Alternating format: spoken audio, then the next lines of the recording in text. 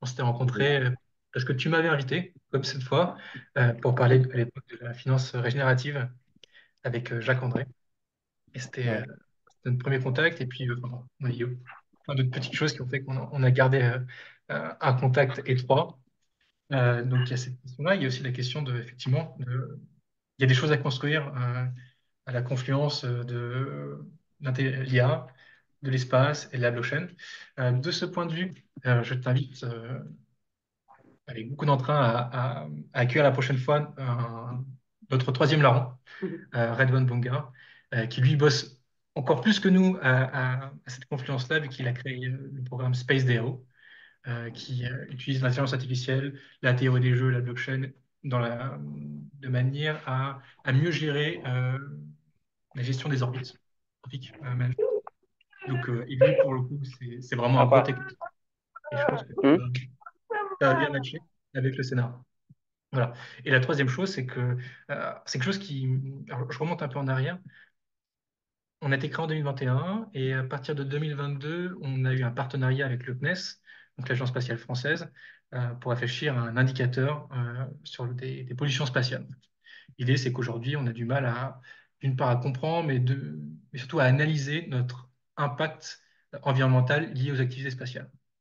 Donc, on a fait euh, ce partenariat avec le CNES et dans le rapport qu'on leur a écrit, on leur a dit, ben, nous, ce qui nous intéresserait à court moyen terme, c'est pas seulement qu'on s'intéresse aux activités spatiales en Europe, mais qu'assez rapidement, on aille voir nos homologues africains et de voir dans quelle mesure, eux, quelles sont leurs approches, comment on peut échanger et construire le projet qu'on a avec eux, c'est-à-dire l'idée d'une forme de Croix-Rouge de l'espace. Voilà. Donc, qui dit Croix-Rouge de l'espace dit que ça peut pas être quelque chose qui est uniquement européen.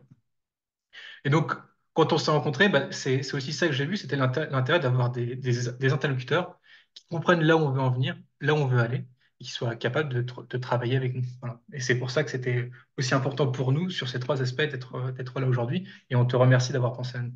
Voilà. Alors, du coup, qui dit scénar dit la partie spatiale. Alors, nous, on va vous présenter un petit peu ce qu'on entend aujourd'hui par espace, quel est l'intérêt aussi du domaine spatial pour l'Afrique et pourquoi ces deux aspects sont liés à la problématique de la durabilité spatiale et aussi pourquoi bah, en fait, l'Afrique a tout intérêt aussi à se placer sur ce segment de la durabilité spatiale. Alors, tac, je passe en plein écran.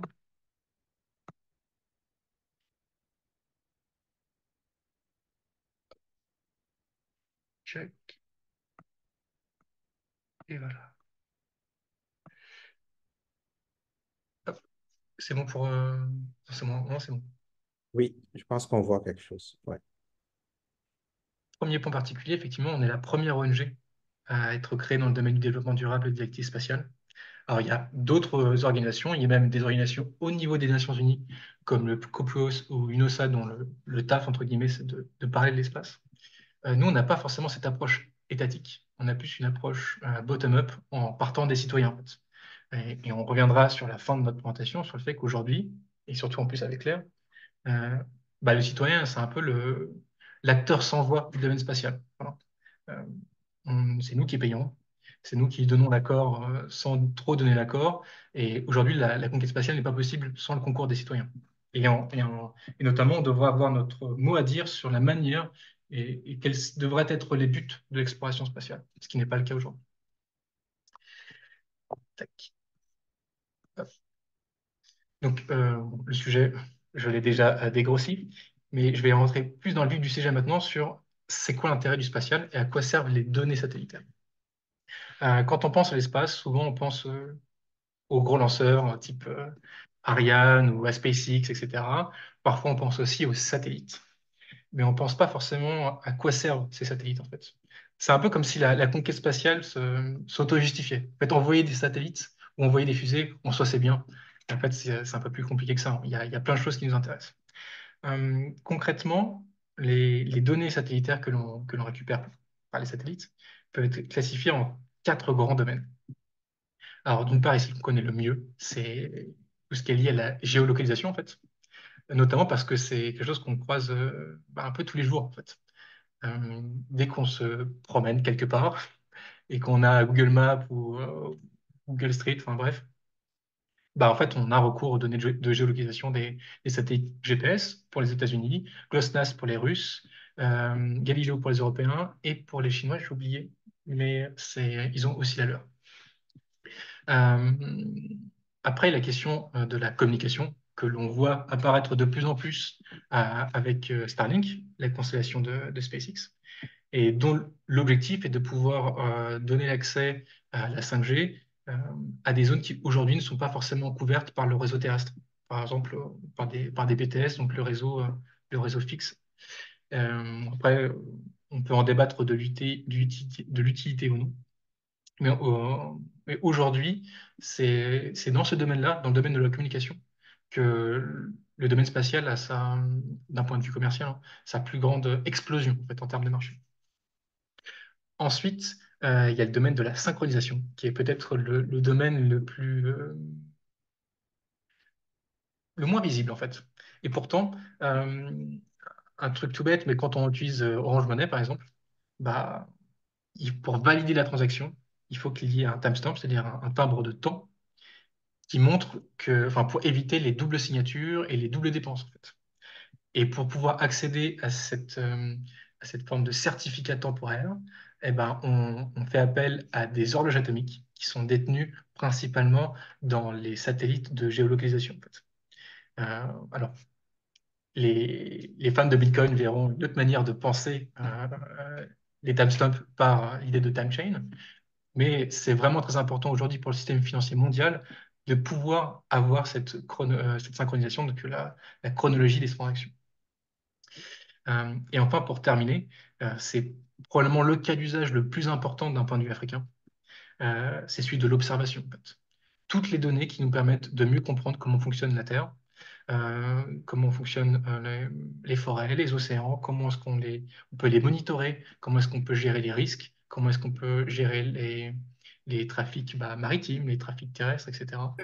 Et ce qui fait qu'aujourd'hui, ce serait très compliqué de pouvoir, par exemple, monitorer le changement climatique sans données satellitaires, de la même manière que ce serait très compliqué, et on le verra peut-être par la suite, euh, d'avoir une lutte efficace, par exemple, contre la déforestation. Parce que c'est quand même beaucoup plus pratique de faire une passe de satellite, par exemple, sur le nord de la Côte d'Ivoire, plutôt que d'envoyer des équipes des eaux et forêts euh, se promener à droite à gauche, avec le risque en plus de faire face aux braconniers. Donc c'est quand même beaucoup plus simple et beaucoup plus efficace. Voilà.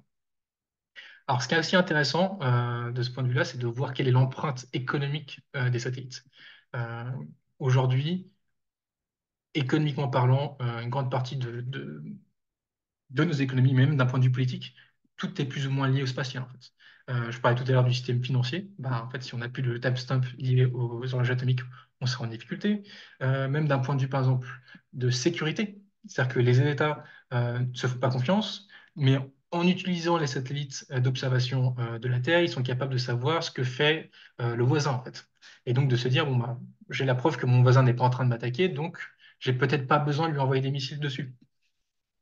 Euh, Après, il y a aussi la gestion de l'agriculture. J'en parlais tout à l'heure, mais il y a des capacités aujourd'hui pour vraiment améliorer les rendements et sécuriser une grande partie des récoltes.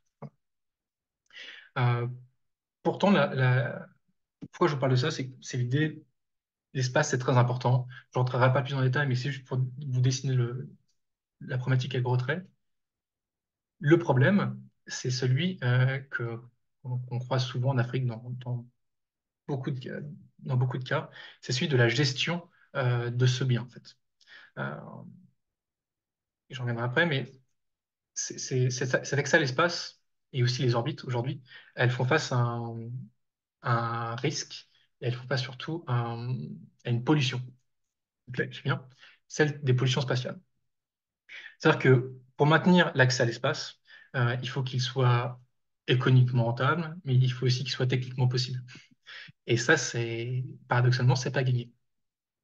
Et c'est surtout voir que envoyer des choses dans l'espace, ça a un coût économique, mais ça a aussi un coût environnemental. Et ce coût environnemental, on n'en a pas forcément conscience lorsqu'on utilise des données satellitaires. Et donc, il y a deux coûts environnementaux, principalement. Il y a le coût pour les envoyer et pour les faire revenir, ces satellites. Et il y a aussi le coût en orbite. Je vais commencer par la grande image, celle que vous pouvez voir en bas, là. C'est celle des débris spatiaux, c'est-à-dire de l'impact sur l'environnement orbital. Parce qu'en fait, aujourd'hui, quand on envoie des choses dans l'espace, bah, souvent, on les laisse dans l'espace. Le souci, c'est pas comme vous laissez quelque chose, je sais pas moi, dans la rue, un paquet de bonbons. Là, ce sont des objets, principalement du métal ou des débris de panneaux solaires, du silicium, donc des choses qui sont quand même relativement grosses, avec un certain poids.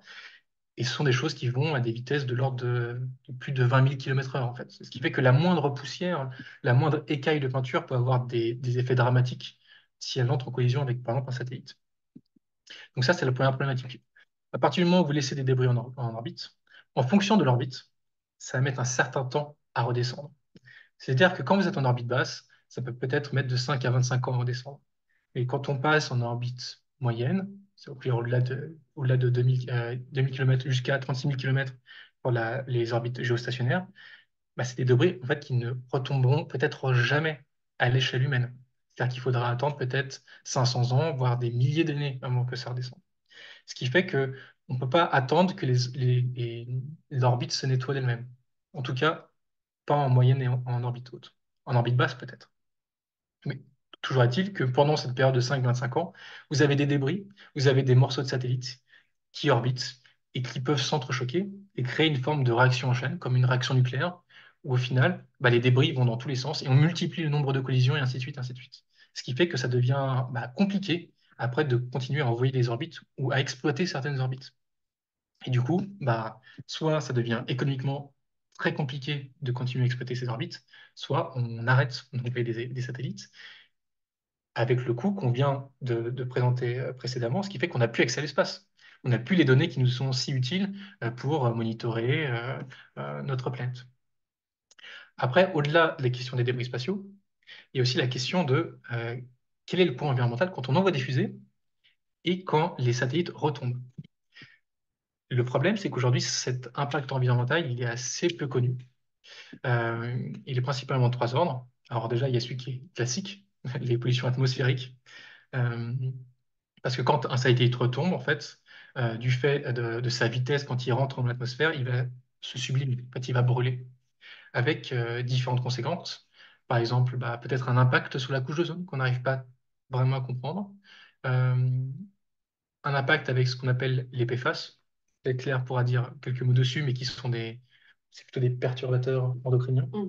Pareil, un impact qu'on a du mal à comprendre. C'est aussi un impact au niveau de l'alumine et des suites carbone qui vont se déposer en haute atmosphère, qui vont avoir un impact sur le réchauffement climatique. Pareil, à partir du moment où il n'y a pas d'études, on ne sait pas quel est l'impact, mais on se doute qu'il y a un impact qui est négatif. Et c'est sans parler, bien sûr, de l'impact en termes de CO2 lorsqu'on envoie des lanceurs dès le lancement. Voilà. Après, il y a d'autres pollutions qui sont dites terrestres ou océaniques, qui sont liées à la retombée au sol des débris. Alors, souvent, quand on parle de protection de l'environnement orbital, on se dit, bon, bah, il ne faut pas les laisser en orbite. Du coup, il faut les faire retomber, et si possible, avant 5 ans. Et du coup, là, il y a pas mal de gens qui vous disent, bah, par exemple, Starlink, bah, si ça retombe dans les 5 ans, bah, les pouces verts, hein, parce que ça reste pas en orbite. Le problème, c'est que ces choses retombent et ont un impact. Ce qu'il faut bien avoir conscience, par exemple, c'est qu'à partir du moment où Starlink aura environ 25 000 satellites en orbite, à l'horizon 2035, selon la FAA, l'Agence de surveillance aéronautique américaine, on aura probablement au moins une personne tous les 2 ans qui verra un satellite lui tomber sur la tronche assez régulièrement. Voilà, donc avec un impact donc, physique, et pas seulement juste des pollutions. C'est-à-dire que concrètement, des choses vont retomber. Et je sais qu'en Afrique, enfin, pour l'avoir monitoré moi-même, c'est déjà arrivé plusieurs fois que des débris retombent en zone urbaine, notamment en Côte d'Ivoire. Je l'ai vu quasiment de mes propres yeux aussi au nord du Niger. Et c'est des choses qui sont pas contrôlables, en fait. Il y a un certain nombre de satellites dont la réentrée est prévue, mais souvent cette réentrée est incontrôlée, d'où les dommages. Donc il y a un dommage lié au choc, mais il y a aussi un dommage lié à la pollution, parce que euh, les enceintes ne sont pas propres. Donc, quid après de l'impact en termes de toxicité, d'impact sur l'acidification des océans, etc. Il y a ce qu'on appelle par exemple le point Nemo. Au milieu du Pacifique, c'est le point qui est le plus éloigné de toutes les terres et sur lequel on envoie, entre guillemets, se cracher la plupart des satellites. On évite ainsi qu'ils retombent sur des zones urbaines, mais en même temps, bah, c'est un peu une pollution, enfin, ouais, comment on appelle ça? Une décharge à ciel ouvert. Sauf que là, c'est plutôt à océan ouvert. Et enfin, pour terminer sur la question des pollutions, il y a aussi les pollutions lumineuses. Euh, C'est-à-dire qu'on investit des milliards dans des télescopes au sol, et aujourd'hui, bah, quand les satellites passent devant l'objectif, et bah, du coup, ça laisse de grandes traînées. Et ça empêche du coup les télescopes de pouvoir observer l'univers, ce qui a un impact donc économique parce que du coup ça coûtait cher. Et deuxièmement, bah, parfois on ne voit pas les choses. Et ça pourrait être intéressant par exemple un jour de voir un astéroïde qui converge sur la Terre avant qu'il soit dans une zone où on ne peut plus le détruire. Et vous allez me dire, il est où le problème? Alors, je reviens sur le point de départ où je disais bah, l'accès à l'espace, les orbites, on en a, il faut les garder propres parce qu'on a besoin des données satellitaires. Le problème vient du fait, de notre point de vue, c'est pour ça qu'on a créé Cosmos, c'est que maintenir en état de fonctionnement cet accès à l'espace et ses orbites, c'est très compliqué, pour une raison simple, c'est qu'ils n'appartiennent à personne. Et à partir du moment où quelque chose n'appartient à personne, bah, du coup, personne ne s'occupe de son entretien. Du coup, il est intéressant pour essayer de comprendre cette problématique-là, de redescendre, entre guillemets, d'un étage et de revenir à la typologie des biens d'Elinor Ostrom, de la prix Nobel euh, d'économie, sur la différente typologie des biens. C'est quoi un bien privé? C'est quoi un bien de club? C'est quoi un bien public? Ou c'est quoi un commun? Et quelles sont les conséquences liées à cette classification? En fait, Ostrom classifie les biens selon deux types. Ceux qui sont excluables. Est-ce que c'est facile ou difficile d'exclure quelqu'un d'utiliser ce bien? Par exemple, si j'ai une moto, je peux exclure Amon de son utilisation. Et il le comprendra parfaitement parce que c'est ma moto. Euh, En même temps, je ne peux pas empêcher Amon de respirer parce que l'air appartient à tout le monde et que du coup, je vais atteindre à sa vie, ce qui est illégal. Après, il y a la question de la soustractibilité. Est-ce que c'est difficile ou pas D'abord, j'ai fait une erreur, c'était sur le... Bref, peu importe. Est-ce que lorsque j'utilise ce bien, est-ce que je le fais disparaître en tant que, on va dire, de pool de ressources ou pas? Par exemple, quand je respire de l'air, enfin, je ne prends pas l'air de quelqu'un, en fait. Il y en a tellement que c'est pas un problème. Euh, En revanche, si on va sur une plage et que je récupère tous les coris, il n'y en a plus pour les autres.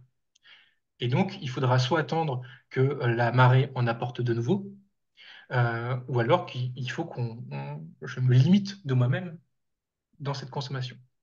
Pourquoi j'en viens à ça? C'est pour pouvoir essayer de vous faire comprendre la différente classification et ses impacts sur le spatial. Par exemple, un satellite, c'est un bien privé. C'est-à-dire qu'il est à moi ou il est à vous, et c'est très simple en fait. Pour la question des biens, des biens de club, qui du coup me permettent de vous dire vous y avez accès ou vous n'y avez pas accès, mais en même temps en faisant en sorte que tout le monde puisse y accéder. Il faut par exemple payer une redevance. Et bien là, on comprend la logique de l'accès aux constellations. En fait. Les constellations, elles n'appartiennent pas à tout le monde, mais tout le monde peut plus ou moins les utiliser à condition d'en payer le prix. Après, on a ce qu'on appelle les communs et les biens publics, et c'est là où ça devient vraiment très intéressant. Parce que les orbites, comme l'accès à l'espace, personne ne peut se les approprier. Et donc, pour gérer les biens publics de manière générale, ce qu'on fait, c'est qu'on demande à l'État de le faire. C'est-à-dire que pour l'accès à l'eau, pour l'accès, par exemple, ouais, par exemple, aux autoroutes, on va dire, bah, ce sont des biens qui sont collectifs, tout le monde en a besoin. C'est compliqué d'empêcher les gens d'y accéder, du coup l'État le gère et l'État va demander aux gens de payer. Le souci qu'on a aujourd'hui avec l'accès à l'espace, bah, c'est qu'aucun État n'a le droit de dire l'accès à l'espace, c'est à moi. Et la seule entité qui serait capable de le faire, c'est une entité qui serait créée par un traité pour dire tous les États m'ont donné la responsabilité de gérer l'accès à l'espace, et du coup, je fixe des règles, je fixe des peines pour ceux qui ne respectent pas ces règles-là, et je fixe une redevance pour l'accès à l'espace. Pour arriver à ce traité, il faudra un consensus international. Et vous savez très bien comme moi qu'aujourd'hui, les conditions géopolitiques ne permettent pas d'avoir ce consensus. Après, il y a la question des communs en tant qu'orbite. Et c'est là où c'est très intéressant de comprendre le fonctionnement des orbites, parce que c'est une ressource, en fait, c'est une ressource limitée. Parce que quand j'occupe une orbite, si je la sature, en fait, au bout d'un moment, je vais vous priver de l'accès à cette orbite. Parce que si vous allez y accéder, bah, vous allez me gêner, ou je vais vous gêner, ou alors il y aura tellement de débris que plus personne ne pourra l'utiliser. Et si on fait ça sur les différentes orbites, à différentes altitudes, à différentes inclinaisons, et bien en fait, on va entre guillemets cramer petit à petit le nombre d'orbites utiles en fait. Ce qui fait que contrairement à l'air, et ben en fait, les orbites sont limitées. Et, et là, pareil, bah, on est dans la même problématique que les biens publics. C'est-à-dire que d'habitude, on demande à l'État ou on demande aux gens d'avoir l'intelligence de se coordonner. C'est-à-dire que, par exemple, l'accès à l'eau, c'est un bien public. En revanche, le puits, il appartient à la communauté, en fait. Ce qui fait qu'on va demander à tous ceux qui utilisent le puits de soit participer aux travaux d'entretien, soit de payer pour l'entretien.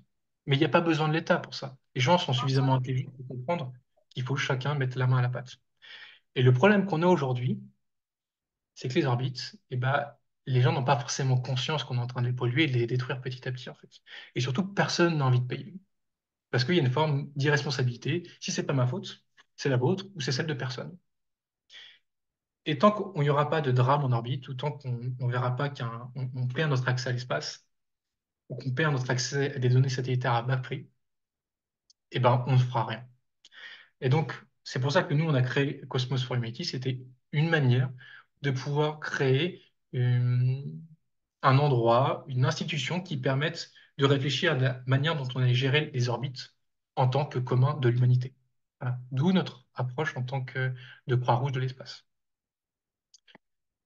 Et l'une des manières qu'on a, des outils qu'on essaie de créer pour que tout le monde ait conscience que les orbites sont un commun de l'humanité, c'est de réfléchir un peu comme l'a fait le Global Footprint Network il y a maintenant une vingtaine d'années, avec l'idée de l'empreinte carbone, en fait.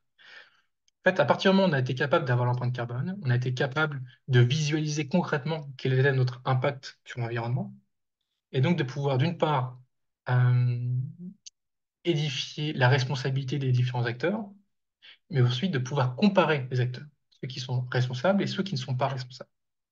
Donc la démarche de Cosmos for Humanity, c'est de créer un indicateur qui soit équivalent pour les activités spatiales, et pour qu'à terme, on puisse dire bah, tel opérateur n'est pas durable, et surtout, tel pays qui a autorisé en immatriculant cet opérateur à être dans l'espace, bah, lui aussi, il a une responsabilité.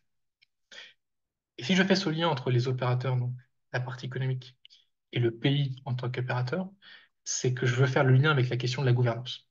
Et là, on revient, après cette introduction un peu longue, sur le cœur du sujet, qui est celui de l'intérêt de l'espace et de la durabilité spatiale pour les États africains. Euh, pour commencer, il faut bien comprendre que la durabilité spatiale constitue une opportunité, et ce notamment en matière de durabilité depuis l'espace. Car comme nous l'avons vu, les données spatiales peuvent en effet assurer une meilleure gestion de l'environnement de la Terre. Lorsqu'on pense au secteur spatial, on pense surtout aux satellites et aux lanceurs, mais pas suffisamment à l'usage des données, comme je le disais tout à l'heure. Aussi, pour l'industrie spatiale africaine, il y a un marché qui est extraordinaire pour les entreprises qui seraient capables de valoriser ces données au bénéfice, certes, des pouvoirs publics, mais aussi, par exemple, des agriculteurs. Euh, les données d'observation de la Terre permettent, par exemple, aux États de suivre le cours de la déforestation, de suivre les dynamiques en cours et de pouvoir agir plus efficacement contre ce fléau que j'évoquais tout à l'heure. Euh, donc, c'est aussi pouvoir permettre aux agriculteurs de pouvoir surveiller tout ce qui est lié au stress hydrique des parcelles, de pouvoir faire en sorte euh, de, de mieux gérer l'utilisation des pesticides et des engrais, sachant qu'on sait que bah, la mauvaise utilisation aujourd'hui, ça a un impact euh, hyper néfaste pour les agriculteurs, avec un impact sur leur vie, en fait, sur leur santé. On le voit très bien, par exemple, pour la filière cacao. Et puis, c'est aussi la question d'empêcher les maladies, de pouvoir mieux les cintrer et donc de sécuriser les récoltes. En termes de sécurité alimentaire, c'est très important. Euh, il y a un autre aspect qui est aussi intéressant de ce point de vue-là, c'est de bien voir que s'il y a un marché pour les entreprises pour pouvoir valoriser euh, ces données-là, le problème aujourd'hui, c'est que les agriculteurs n'ont pas, alors d'une part, ils n'ont pas conscience que ces outils sont à leur disposition et qu'ils sont très utiles. Et deuxièmement, il y a un problème qui est très simple, c'est que ces données, surtout une fois valorisées, bah, elles sont tout simplement hors de prix pour les agriculteurs et pour les coopératives. Donc, il y a un marché pour des opérateurs africains qui seraient capables de produire et de valoriser ces données à bas coût. Donc déjà, effectivement pour l'analyse, mais même aussi au niveau de la production des données. Quand je dis production des données, ça veut dire que c'est pas juste pour les Africains de dire bon, on va aller voir Galiléo, enfin pas Galiléo, Copernicus, donc les Européens ou les Américains, et vendez-nous vos données satellitaires. Ce qui serait vraiment intéressant d'un point de vue africain, c'est que on soit capable d'avoir des agences qui disposent de leurs propres satellites d'observation, qui produisent leurs propres données, et donc qui puissent les vendre, entre guillemets, au juste prix à ces analyseurs de données pour des agriculteurs ou d'autres types d'opérateurs en Afrique. Euh, alors vous allez me dire, il n'y a pas forcément de marché. J'essaie d'expliquer que potentiellement si, mais en tout cas, force est de constater que les Égyptiens, qui ont lancé il y a maintenant 4 mois leur satellite Mistral 2, en tout cas, ils le voient leur intérêt. Au moins, en tout cas, pour monitorer tout ce qui est lié à l'activité sur le Nil. Mais je pense que quand on voit aujourd'hui le cours du cacao qui est à 10 000 $ à tonne, euh, parce qu'il y a il y a des baisses de productivité liées au changement climatique, liées à une mauvaise gestion des sols. C'est peut-être pas si non rentable aujourd'hui d'utiliser les données spatiales pour valoriser l'utilisation des terres. Et bon, c'est un point sur lequel on avait travaillé avec Amon, et c'est pour ça que je me permets d'en reparler aujourd'hui. Euh, Après, il y a d'autres utilités qui sont pas seulement liées à l'agriculture et qui sont importantes pour l'Afrique d'un point de vue de la durabilité depuis l'espace. Je pense notamment à deux choses en particulier. C'est celle de la surveillance des zones économiques exclusives, c'est-à-dire de pouvoir documenter lorsque des chalutiers européens ou asiatiques viennent dans les eaux africaines pour piller les poissons, en fait, tout simplement. Aujourd'hui, c'est compliqué, il faut envoyer des bateaux de garde-côte, etc. C'est beaucoup plus simple d'utiliser les satellites. Et c'est pas juste un point de vue, c'est aujourd'hui, par exemple, le point de vue des armées françaises qui considèrent que c'est beaucoup plus simple d'utiliser des satellites plutôt que d'envoyer un porte-avions ou des croiseurs, enfin non, c'est payé plus de croiseurs, bref, des bâtiments de la Marine nationale pour vérifier que personne ne fait n'importe quoi dans les zones maritimes françaises. Voilà. Donc il y a probablement quelque chose à faire du point de vue africain et éviter en fait parce que ça, c'est pas c'est contre-productif d'un point de vue économique pour pour les États côtiers d'Afrique de l'Ouest, mais c'est surtout qu'en fait, c'est pas bon en termes de durabilité de ces ressources. En fait. C'est pour ça que l'idée de durabilité spatiale est intimement liée à la durabilité sur Terre. En fait. C'est pour ça que j'essaie de vraiment de raccrocher ces deux wagons-là.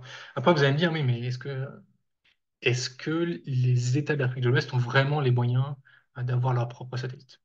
Alors, il y a plusieurs exemples. Déjà, le premier exemple, c'est Ghana 7.1, il me semble, qui a été lancé en 2019 ou 2017, je ne sais plus. En tout cas, il y a un Afrique de l'Ouest qui a déjà eu son propre satellite. Alors, effectivement, il a été euh, conçu et envoyé grâce aux Japonais, mais rééditer ce genre de partenariat est loin d'être impossible.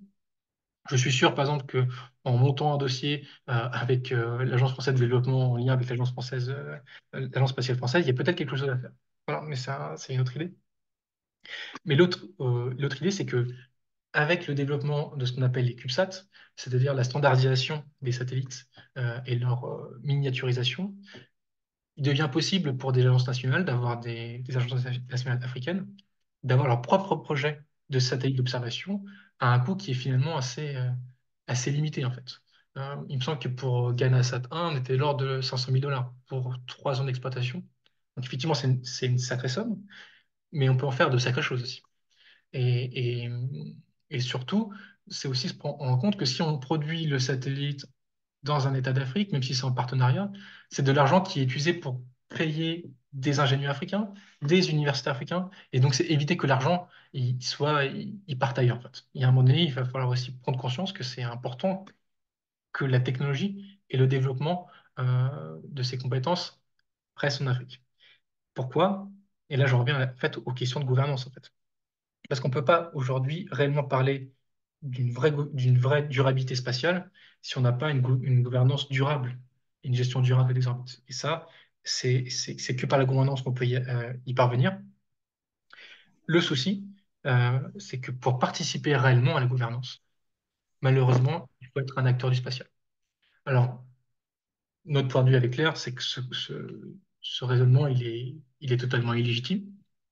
Parce que, au regard du traité sur l'utilisation de l'espace de 1967, en fait, l'espace appartient à l'humanité, en fait. Il n'appartient pas à des États. Donc, normalement, les États d'Afrique devraient avoir le pouvoir de dire, mais on est d'accord, on n'est pas d'accord, il faudrait utiliser l'espace comme ci ou comme ça. Le problème, c'est qu'aujourd'hui, pour être écouté, il faut être dans l'espace. Si vous n'êtes pas dans l'espace, vous n'êtes pas écouté. Donc, si on considère que la durabilité spatiale est en lien avec la gouvernance, eh ben, ça veut dire qu'il faut que les États africains fassent un effort particulier pour être dans l'espace. Ce qui veut dire deux choses. C'est d'une part, euh, aussi envoyer les gens qui sont davantage de gens compétents au niveau des organisations internationales, avec cette problématique qui est propre à tous les États en Afrique, mais et pas seulement, hein, qui est ce dilemme. Le peu de gens, le peu d'ingénieurs que j'ai, est-ce qu'il vaut mieux que je les envoie palabrer aux Nations Unies ou que je les envoie se retrousser les manches pour travailler dans mon agence nationale? Voilà. Effectivement, le choix qui est retenu, c'est normal. Il faut qu'il reste au pays. Le problème, c'est que du coup, on perd en crédibilité et on a un discours africain qui est parfois moins audible parce qu'on n'a pas forcément la personne compétente. Et le deuxième aspect, effectivement, et qui est vraiment, à mon sens, qui est vraiment très, très, très important, c'est qu'il faut que les agences nationales, elles fassent des projets, pas uniquement pour occuper l'espace, pour se dire, bah, j'occupe l'espace, donc je suis un acteur du spatial. Non, c'est avoir des projets qui permettent vraiment d'avoir un impact en termes de durabilité sur Terre, comme j'en parlais tout à l'heure, pour les ressources halieutiques, les ressources forestières, etc. Et surtout qui prennent mieux en compte les questions de l'impact environnemental dans l'espace. Euh, pour une raison assez simple, euh, c'est que pour nous, il y a vraiment une opportunité aujourd'hui euh, pour l'Afrique euh, d'être une forme de porte-voix de la durabilité spatiale. En disant, bah, on va essayer de faire par l'exemple, on va envoyer des satellites pour faire des choses utiles et on va essayer de ne pas faire n'importe quoi. Mais surtout, aujourd'hui, bah, les Européens, les Américains, les Chinois, les Russes, en fait, tout le monde s'en fout un peu de la durabilité spatiale. Bah, nous, non, en fait. Nous, non, pour une raison simple, c'est qu'aujourd'hui, on n'est pas encore des puissances spatiales, mais on le sera très probablement demain. Sauf que d'ici là, en fait, vous aurez pourri les orbites, vous aurez rendu l'accès à l'espace beaucoup plus difficile, et donc, en fait, vous êtes aujourd'hui en train de détruire nos chances d'être des acteurs spatiaux de demain, en fait. Et ça, vous n'avez pas le droit. Vous n'avez pas le droit, d'autant plus que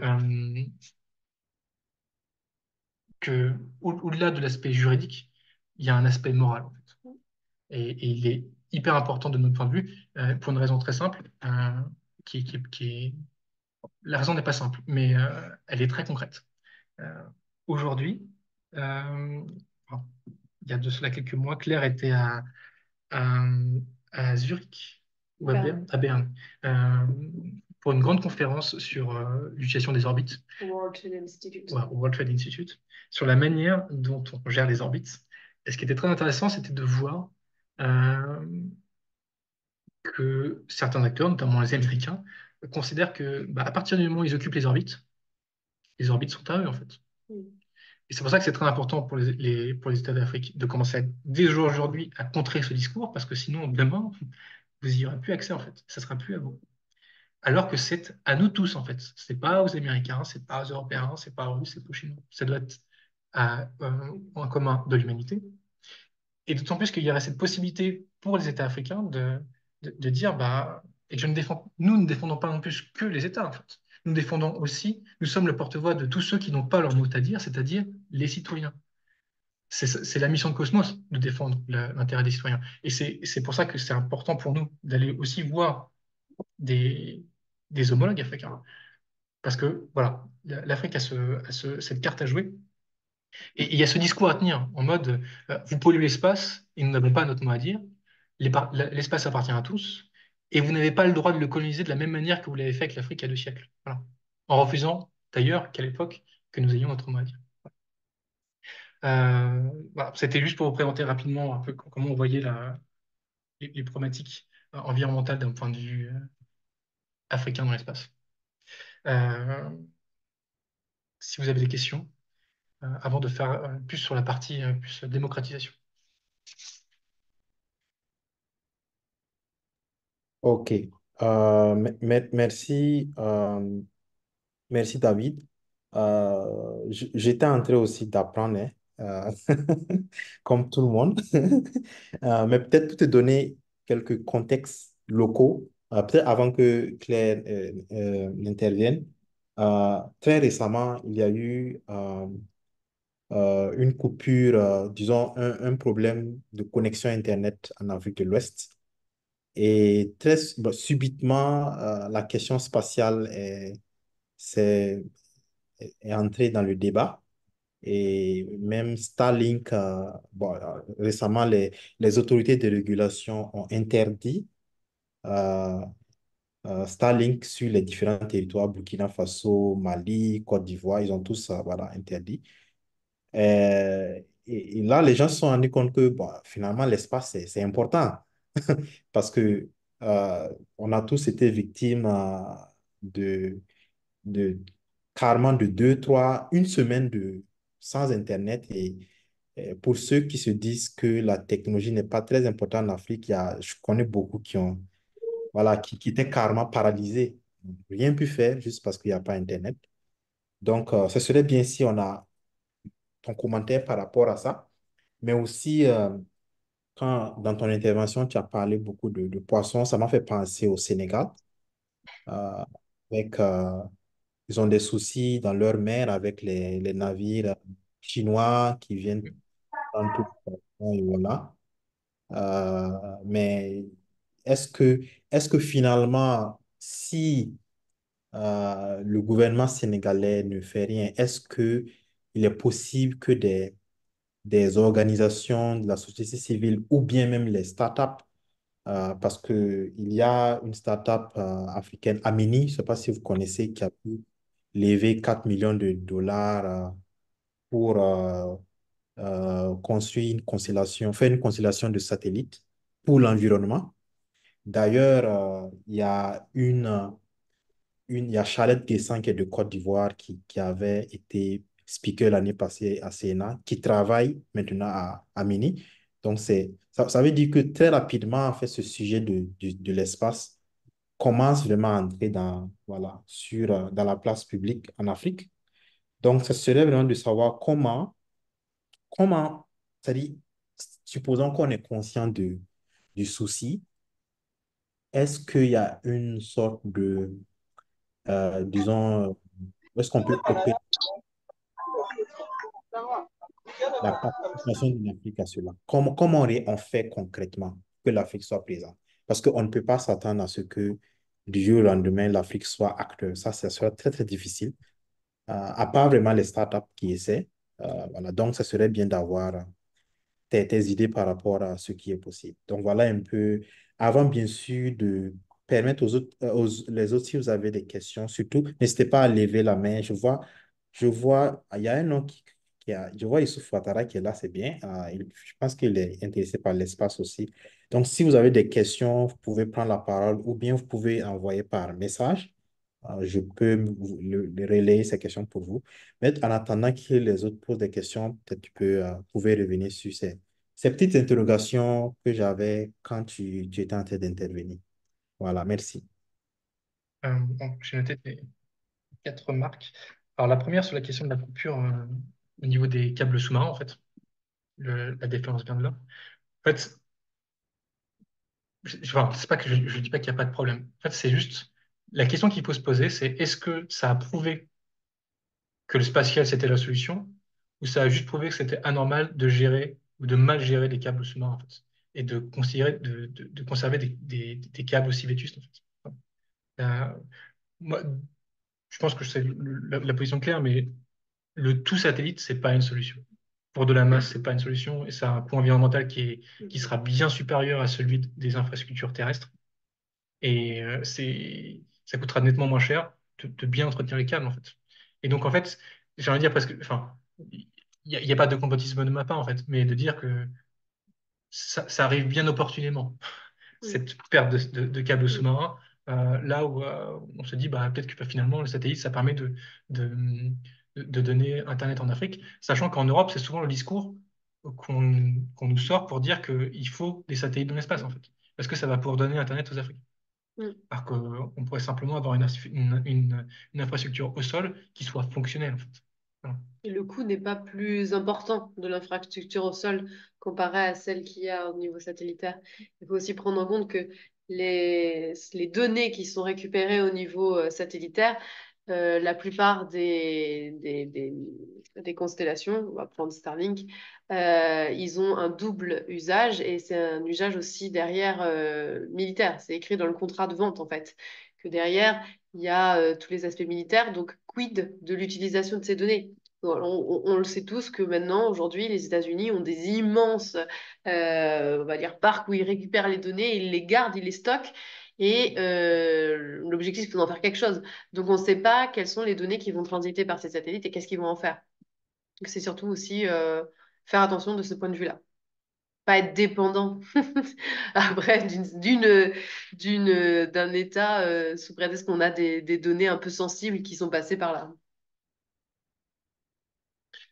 Après, pour ton exemple concernant les navires chinois, en fait, il y a deux aspects qui sont très importants. Le premier, c'est celui euh, de la matérialisation du lien, en fait. Euh, Parce qu'aujourd'hui, bah, je pense qu'ils doivent voir des bateaux, mais ils ne doivent pas tous les voir. Et même quand on les voit, est-ce qu'on est vraiment capable comment dire, d'identifier le bâtiment, de savoir d'où il vient, etc. Ça, avec les données satellites, ça devient davantage possible, en fait. Et à partir du moment où on est capable de matérialiser le lien, on est capable de matérialiser la responsabilité. Et donc, il y a après deux choses. Soit on fait des poursuites judiciaires, au niveau international, soit une chose qui se fait beaucoup aujourd'hui, c'est la question du name and shame en fait. Et les ONG qui font des actions, notamment contre le pillage des ressources halieutiques africaines, elles sont très intéressées par ce genre de données. Elles sont très intéressées de dire, bah, vous avez les preuves sous le nez en fait. Vous pouvez pas nier. Voilà. Donc maintenant, c'est au gouvernement de prendre les mesures ou de faire pression bah, sur les Chinois ou sur les amateurs et sur les pavillons de complaisance qui autorisent ces pratiques. Voilà. Et du coup, bah, quand je dis name and shame, c'est, comme tu disais, qu'est-ce qui peut faire changer les choses? Bah, il est là aussi. C'est-à-dire que, en tant que tous les citoyens sur Terre, on a cette capacité-là, en fait, de dire on n'est pas d'accord. Et nous, ce qu'on dit, c'est que, bien d'un point de vue des États africains, il y a le moyen de dire, mais c'est pas possible, en fait. En fait, pour faire en sorte que les États d'Afrique soient dans le domaine spatial et une voix entendue, c'est justement d'être sur ce segment-là, en fait, sur le segment de la durabilité et d'être ces représentants-là de la durabilité. Et on ne peut pas dire après aux États africains, ah non, mais on s'en fout de vous. Non, parce qu'en fait, on a le discours que personne ne tient et dont vous avez tous besoin, en fait. Donc, vous êtes obligés maintenant, même si on n'est pas en orbite, vous êtes obligés de nous écouter parce qu'on a un discours dont vous avez besoin. Ça peut être une solution. Et après, comme je disais, au niveau des startups, je parle des agences nationales, mais il y a aussi toute une partie privée qui doit être menée parce qu'il y a des échanges en différentes startups, en différentes personnes. Enfin, c'est ça qui est intéressant, on s'est rencontrés, on s'est jamais vu en physique en fait, mais on échange quand même et il y a des liens qui se font. Et je pense qu'il y a des liens, on va dire, même intercontinentaux, mais pas seulement, il y a des liens au sein d'une sous-région, au sein de la CEDEAO par exemple, pour créer et pour densifier un secteur qui effectivement qui est peut-être pas énorme en Afrique, mais il y a une chose qu'il faut voir. Il faudra arriver peut-être aussi à convaincre la commande publique, donc les États africains, de dire bah, plutôt que de dépenser 100 000 euros pour tel projet en achetant des données en Europe, est-ce qu'il ne vaut pas mieux payer peut-être 200 000 dollars, mais c'est avec des ingénieurs africains, pour un satellite africain, et pour créer de l'emploi, pour créer de la durabilité, en fait. Aussi de la durabilité au sens de la pérennité, de la souveraineté, voilà. Tout ça fait que c'est aussi un switch au niveau de la mentalité. Et je pense que malheureusement, c'est notre cas aujourd'hui avec Claire, il faudra d'abord prouver avant d'avoir le soutien des États. Mm. C'est-à-dire que malheureusement, c'est aux startups de prouver que leur système est viable avant de pouvoir requiert l'argent public. Et de ce point de vue-là, nous, c'est un peu notre objectif à moyen terme avec Cosmos for Humanity, c'est d'être capable aussi de filer un coup de main aux projets africains dans le domaine de la durabilité spatiale pour les bootstrapper. Parce que du coup, nous, ça nous permet de dire, bah, on existe, on est capable de faire ce que personne ne fait, aucune agence de développement ne fait. Et en même temps, ça permet à ces projets-là d'exister et après d'avoir accès au marché public en Côte d'Ivoire, au Ghana, au Burkina.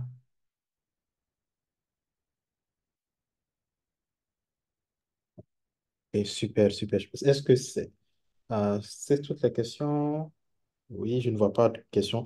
Ben, vous savez, je suppose que je vois beaucoup de gens qui sont là, mais euh, c'est un nouveau sujet. Donc, sûrement, il n'y aura pas beaucoup de questions, à moins que si vous pouvez me contredire hein, en levant la main.